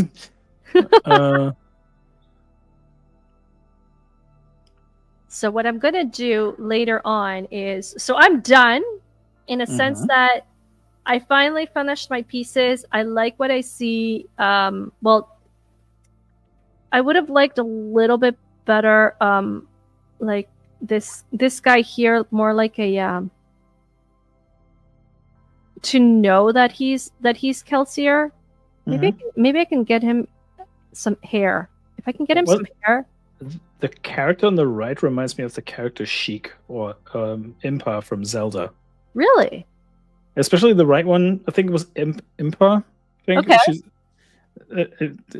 There's different iterations of Impa, but there's a specific one I think from Ocarina of Time. Okay. And that one kind of looks like that character on the right. It's actually interesting. So that's why I was kind of curious to like what you were doing there. I was like, kind of looks Zelda-ish. It does look Zelda-ish, doesn't it? It's like, and no, I've not been influenced. At least not much. No. So it says, I'm thinking of getting an airbrush. Good. That's a good investment. That's actually a good investment.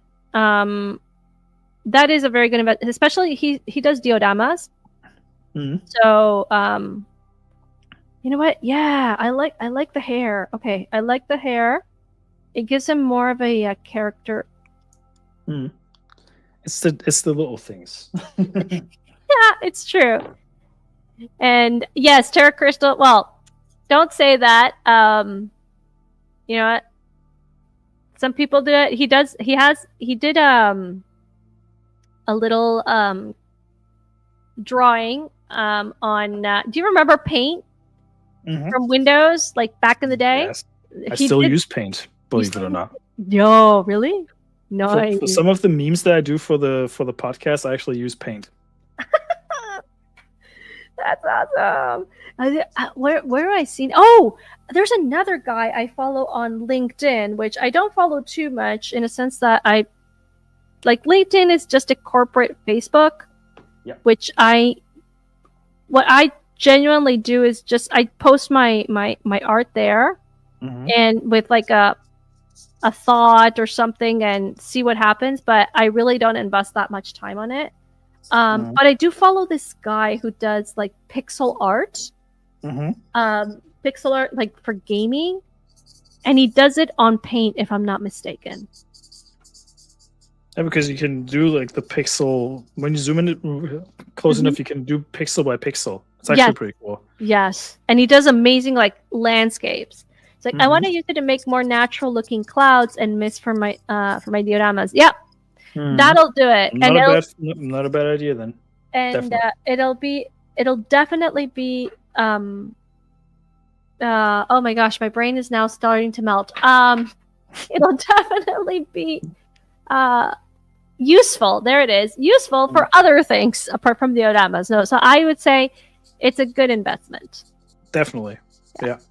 This is why I'm subscribed to you too. Genuine care for the work you do. Keep on creating. Sorry if I've been that's very nice of you. Thank you. I appreciate that. He's also an artist, so he knows how the work is done. See, I don't necessarily stream my art. Like I post like a time lapse drawing when I use my digital tablet every once in a while. I did a time lapse drawing of Tifa from Final Fantasy VII once, and I added like one of the songs that I did with Suno, where I sampled like the song and just added like a lo-fi beat to it. And honestly, it is so cool when you see the process like within like seconds, and you just see like the whole thing come together. It's so satisfying. I love like time-lapse stuff. It's so good. And I wonder why not many artists do that themselves, because it actually accentuates like how much time and effort has been put into something. Yes. Yeah, I know how you feel. And I totally agree. It was like, because then afterwards, like, oh, why do you charge so much? It's like, okay, listen, my good man or my good woman, whatever. Do you know how much time I put in? So I recently saw a reel, and I did save it because I wanted to go through it. It's like, okay, so first of all, it was this artist in a con who was talking to a kid and said, okay, so here's the thing. People don't know how much time you put and effort you put into your work to get better. So you start off with your 2 hours, okay, of sketching of whatever, drawing, You get that done. You see that you're not working on hands. Your hands are not good. So you invest another 2 hours just drawing hands on different things. That's 4 hours right there, at least. Or 3 to 4 hours. Let's say that you're tired. you do 1 hour of sketching just hands. Mhm. Okay, so 3 hours. Multiply that for 7 days a week. That's 21 hours in which you do work, you know, and to get good at whatever you want to get to, you know, artistically speaking, you know. And then afterwards, it doesn't take you that long to do the commissions that you've done, so you get more done, and then people pay you. But what people don't know is like all that work that gets behind. People underestimate how much time you actually sink into some things. Like, I mean, you know it and I know it because we've been doing art pieces. Like, I don't do commissions, but I just like, well, I kind of do commissions, but it's more like I do them for other people, even though they don't ask me to do them, right? Yeah. But when I look at like the art pieces that I did for the Dames and Dogs when we did that show a couple of months ago, it's almost a year since we stopped doing that, actually. Really? But it's been over a year. I think actually it has been over a year because it's been 2023, I think, when we did the last show. But are you serious? I think it's been over a year since we stopped doing that. Oh wow! And I just remember when I did like the drawings for Lily, Dr. Rachel, Mags, and for Nomi, and those art pieces took me such an incredible amount of time. Like all of them together, were probably, I want to say like 68 hours. Yeah. In total. Wow. And people will say like, why do you waste so much time on a drawing that people only look at once and they probably just put it away somewhere? Because I want to just bring joy to people. Exactly. You know? I just want to see the genuine reaction when people see the drawings that I've done. Mm-hmm. That that's more enough payment for me. Yeah. In most cases. Yeah. No, I agree.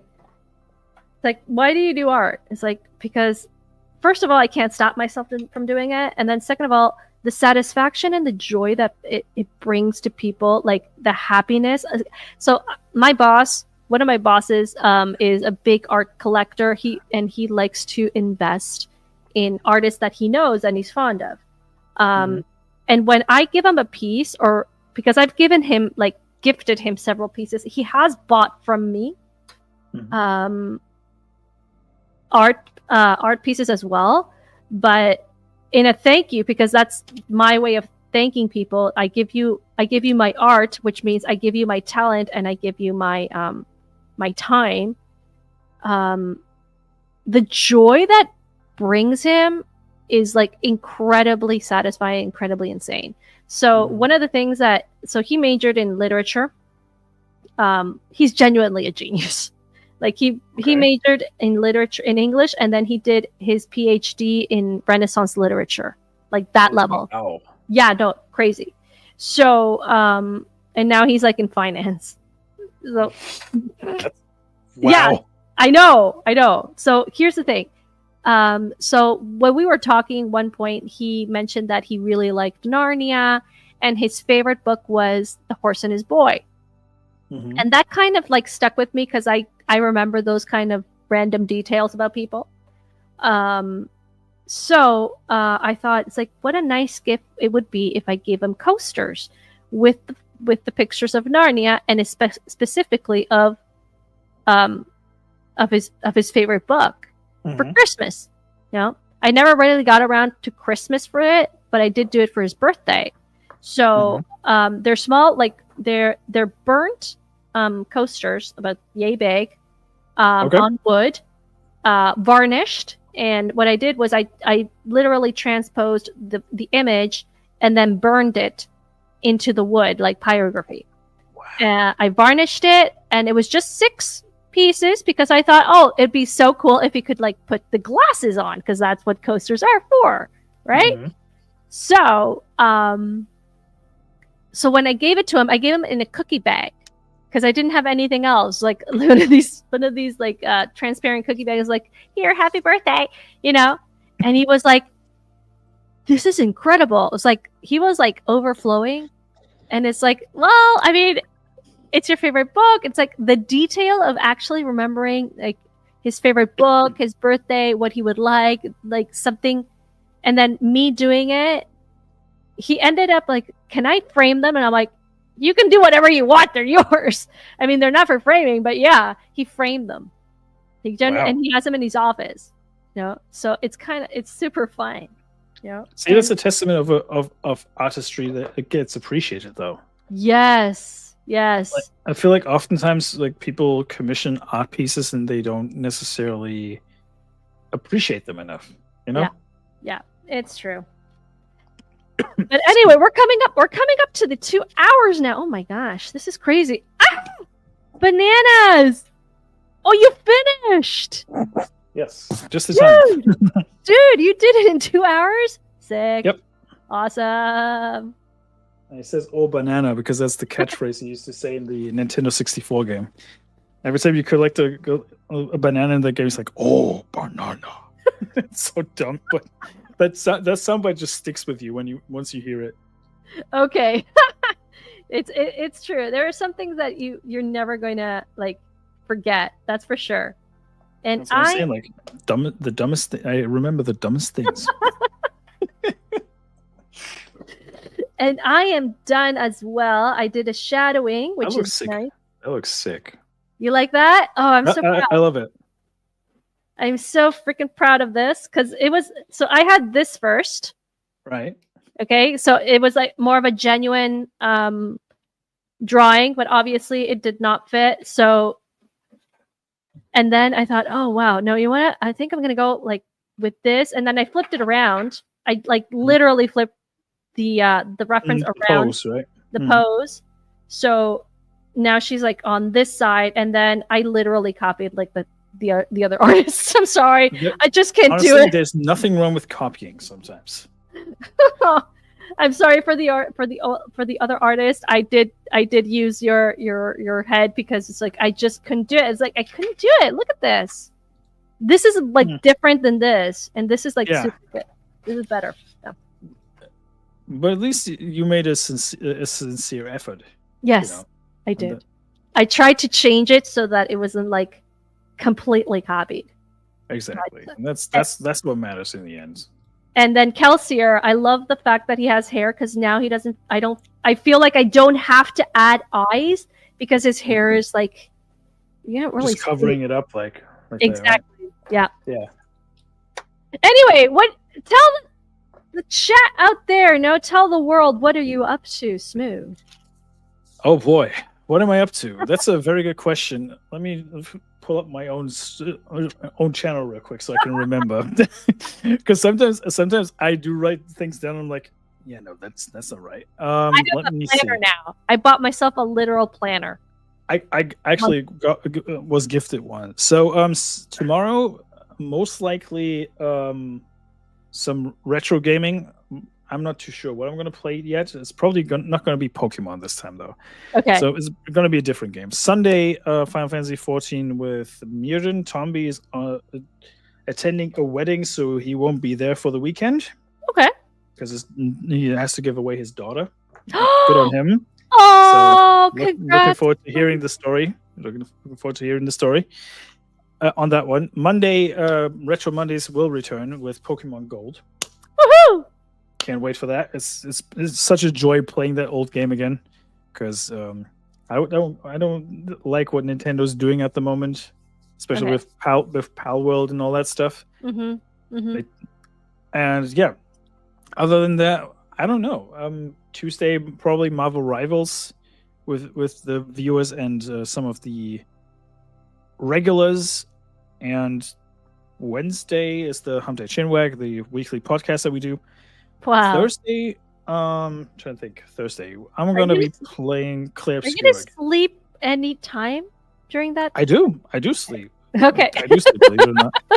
Like this is my weekend off, so I can actually. Okay, that's nice.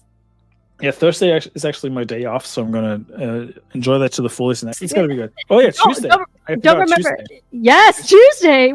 Disconnect. Find my focus. I just need to distance myself from these to find focus again.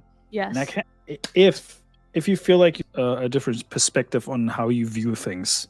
Yeah, it's true. And so I'm gonna have a chillax stream. Chillax. That Anyway, sounds like a good idea. Anyway, so yeah, all right. I'm gonna boot up my own stream now. See you around. Have a good stream, Megatron. Take care of Megatron, and then stream is stuttering. Oh, okay. Sorry about that. That's not cool. But yes, thank you so much for tuning in. It has been a wild week. I had Tuesday, Thursday, and today, and I'll check you guys out later. Remember, go touch grass, and I'll see you. I hope everybody has a wonderful weekend. I'll see you guys later. Thank you so much. Peace out, everybody.